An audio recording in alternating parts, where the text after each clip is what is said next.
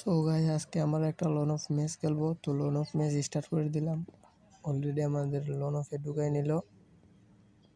তো চলেন এবার খেলা শুরু হোক, খেলা শুরু করা যাক। আমি পয়লা রাউন্ডে উডপিকার নিয়ে নিলাম।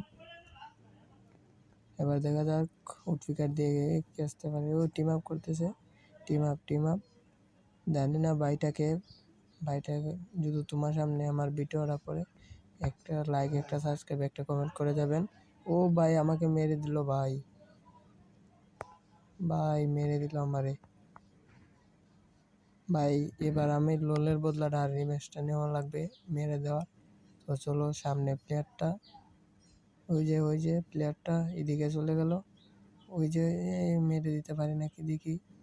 আরে লাগে না ভাই, লাগে না।